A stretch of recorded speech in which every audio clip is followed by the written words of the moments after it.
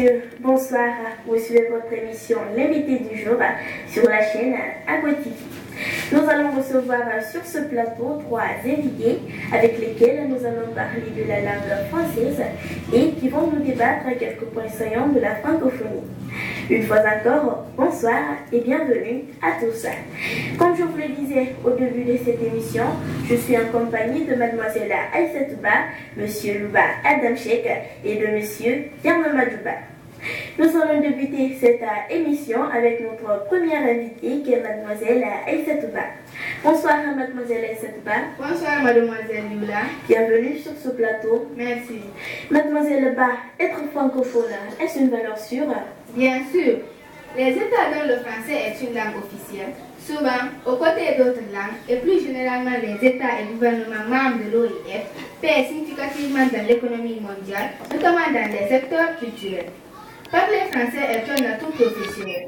Plus que jamais, la maîtrise de plusieurs langues, dont une de communication internationale comme le français, constitue un atout décisif dans la compétition internationale et les économies mondialisées.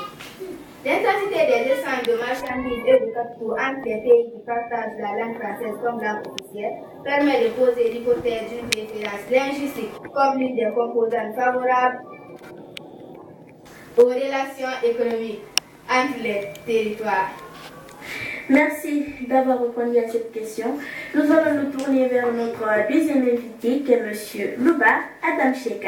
Bonsoir à monsieur Louba. Bonsoir, mademoiselle Lula. Bienvenue sur ce plateau. Merci. Monsieur Louba, le français est-il le marché de l'emploi? Exactement. Le français est le marché de l'emploi. Grâce au Fonds francophone pour l'emploi organisé à Bucarest ou à Hanovre de l'université, plusieurs centaines de jeunes francophones peuvent présenter chaque année leur candidature.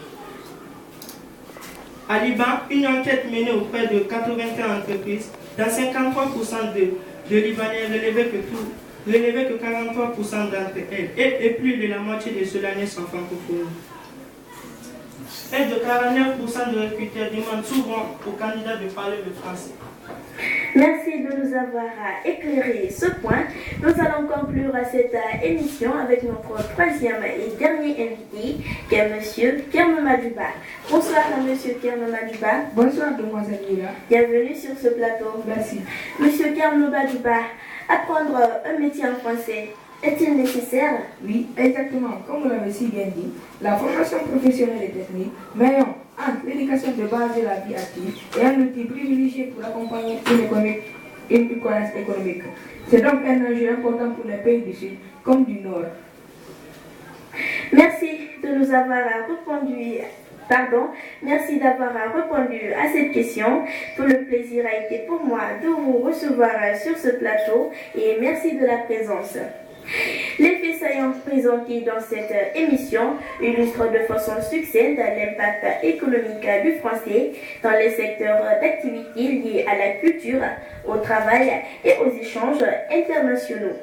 En encourageant l'utilisation du français dans les diverses activités essentielles à leur vie économique, les États et gouvernements membres de la francophonie assurent son rayonnement en tant que grande langue de communication internationale.